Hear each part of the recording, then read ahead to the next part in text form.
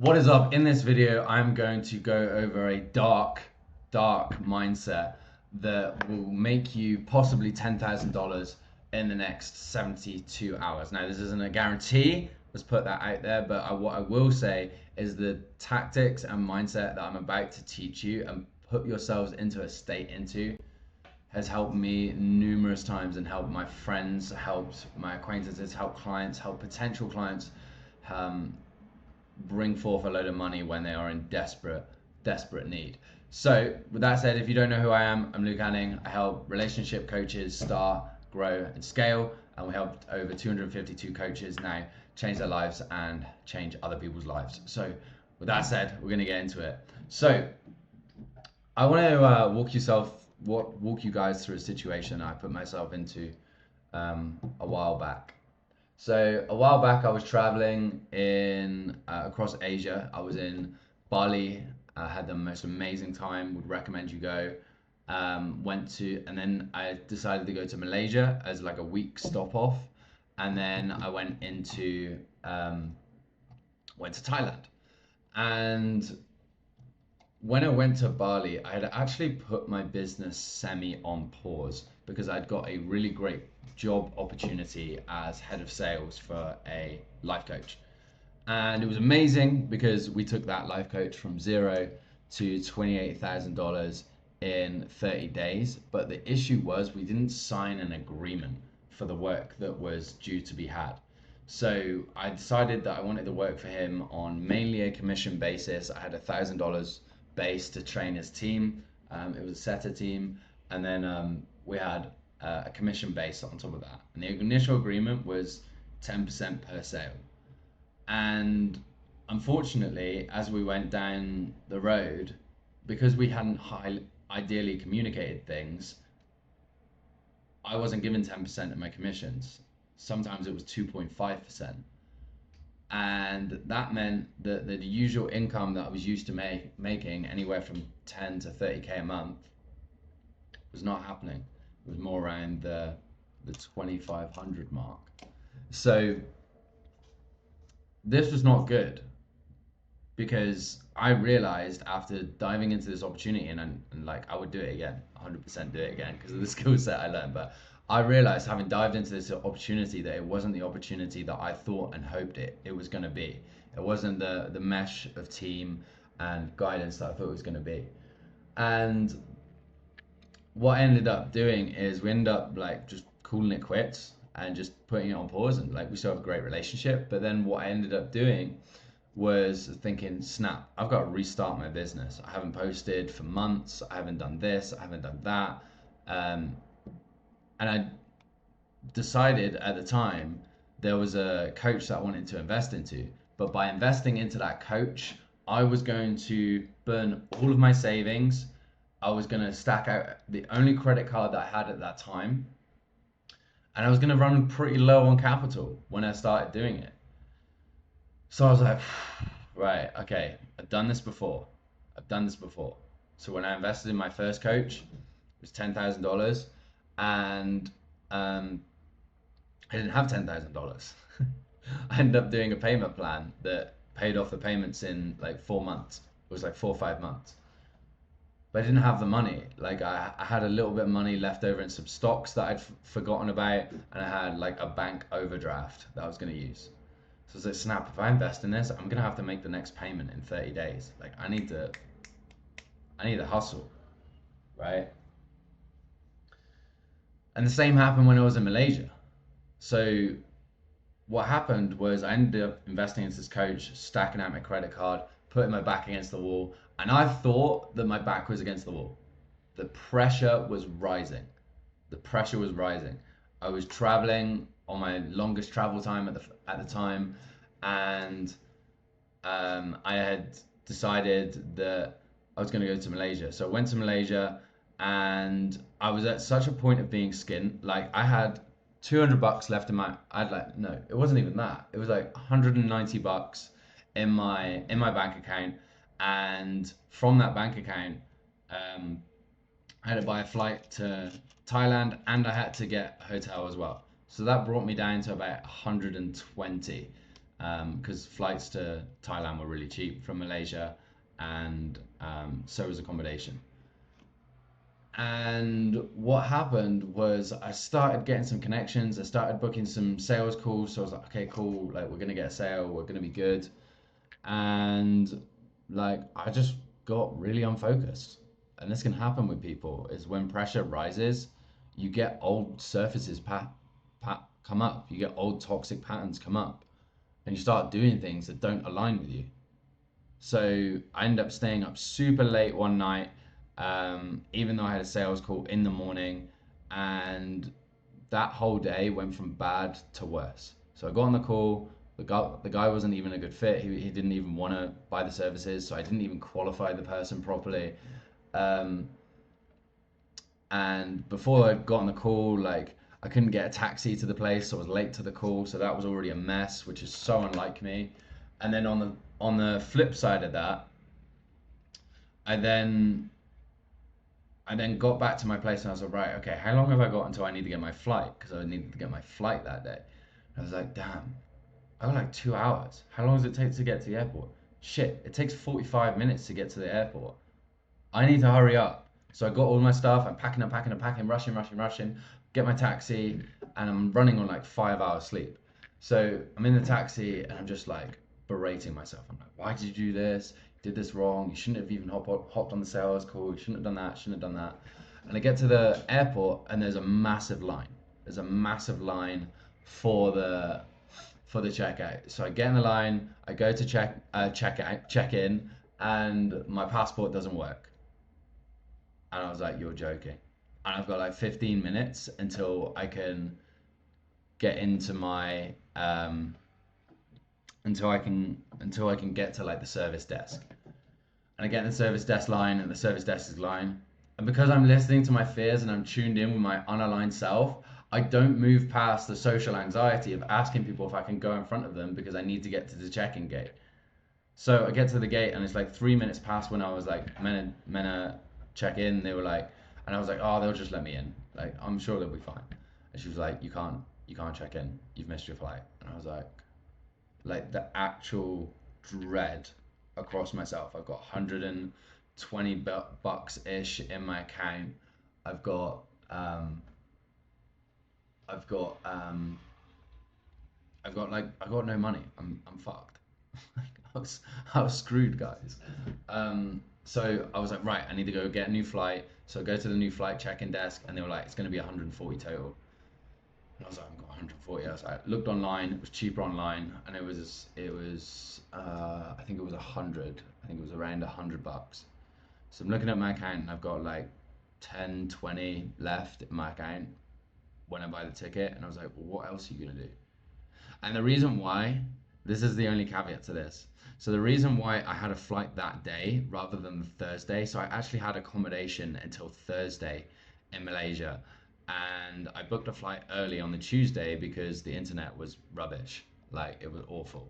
There was only one place I could get good internet, and it was like a 30-minute, it was a 30-minute scooter or like a 15-minute taxi to there. So I mean like scooter, like actually getting on like a kid scooter. So I actually had accommodation in Malaysia. So I get back to my place. I had to buy a ticket to get back to my place, so that left me back down to 10. And I was like, I literally can't even afford food. I have no food. I've eaten all my food. So I was like, right, well, I'm gonna just like I'll just fast until I get a client. And this isn't something I recommend you do, but if you can handle the pressure and you believe in yourself and you trust the process and you use the tactics that I'm going to use give you guys in this, then cool. And guys, I can speak to this. I've done this numerous times. The universe will look out for you. God will look out for you if you believe in God. But you have to apply this principle. You have to be super intentional. You have to be able to handle the pressure and not crumble. And I know so many entrepreneurs who've been in sticky situations where they didn't think they were going to be able to afford payroll, they didn't think they were going to be able to afford their rent, or they just really wanted to invest in somebody and they found a way to make it work. So this is the thing that happens. For the next 2 days, I hustle, hustle, hustle. I got my phone, I connect with people, I talk to people, I just I just surrender. I was like, at least at its very bottom end, I can be grateful that I'm still alive. I'm still alive, guys. Like I'm grateful that I breathe, my heart's beating, I've got my phone, I've got an internet connection, I've still got access to electricity, I can still do everything that I need to do. And in the next 2 days, contracted with the 7,500 pay in full, then we had the 6,400, so about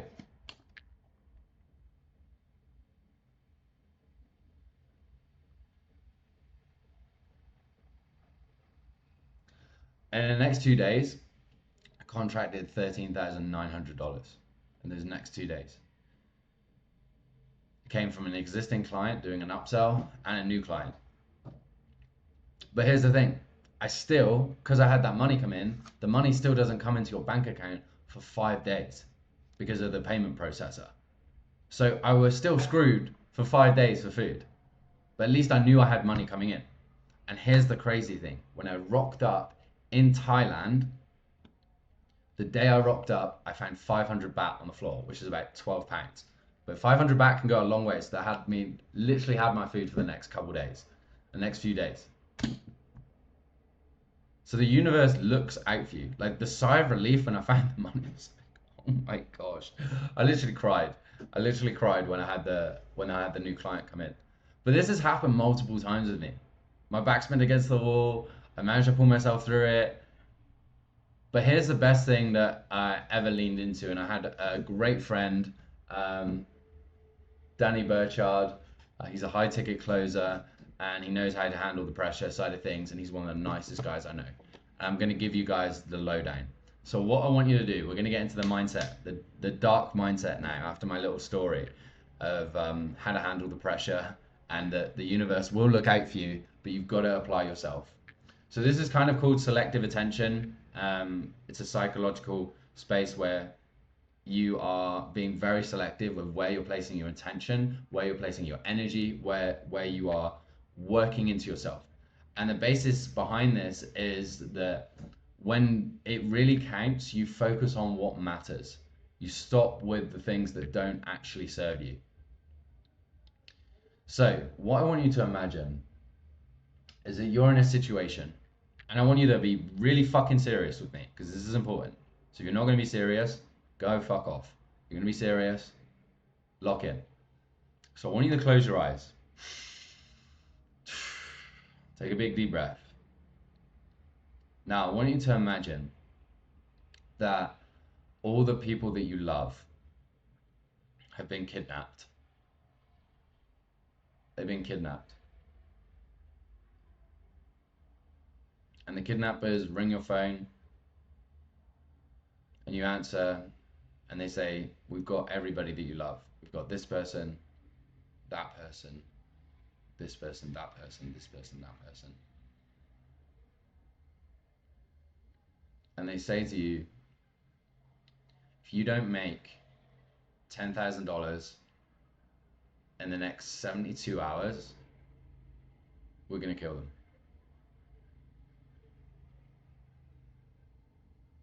I want you to allow that self to fester here. Allow yourself to be in this moment. If you feel yourself distracted or whatever, just go back, start again. But for you that are still here, allow yourself to feel that. Allow yourself to feel that pressure. I want you to also imagine that you don't have food for the next 2 days.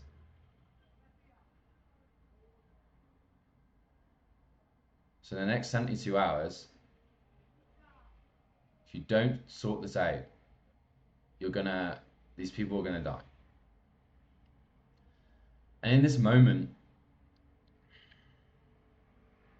I want you to think of the game plan. What's the game plan that you're gonna do?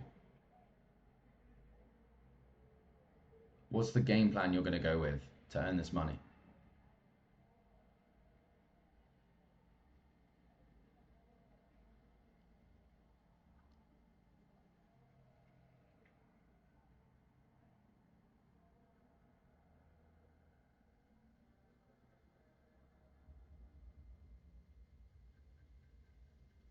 And I want you to guarantee that if you do this action, you take the action that's necessary, that you are going to find the money. Place that in your mind, like the money is going to come. Money is going to come provided you follow the game plan. And this could mean a lot of different things for a lot of different people. You could sell a load of things in your house, sell anything that's not necessary. You could reach out to maybe some neighbors, see if you can sell anything from them and get a commission. You could reach out to all of your contacts. If you're a business owner, if you're a coach, reach out to all of your contacts. See if they know anybody that would be interested in your service.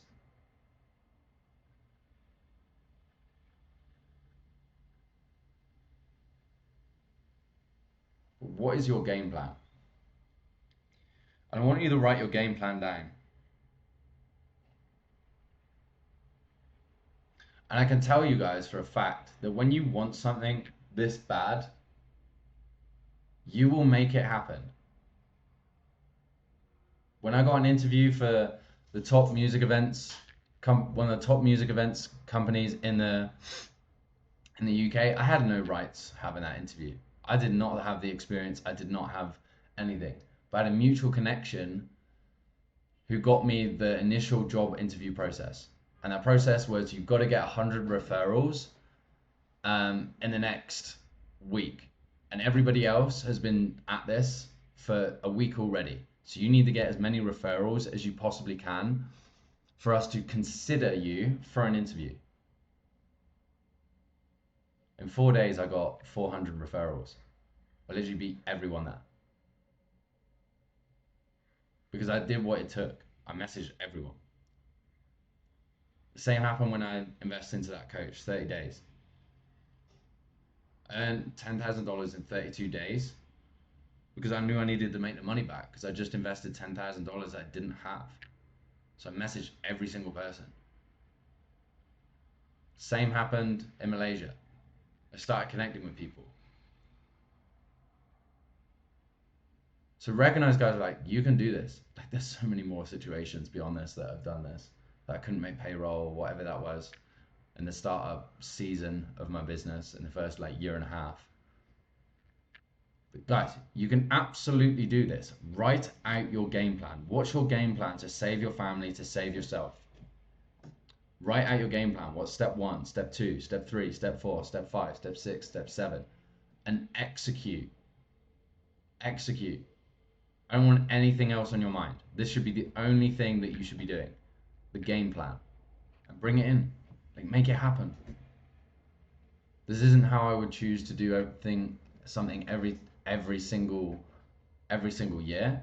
But guys, when you place this much focus, this much attention to things that matter, and you're intentional with it, you're present with it, it's not just a rush, it's an actual present, intentional, selective attention. You focus all of your brain power on that thing, on that acquisition.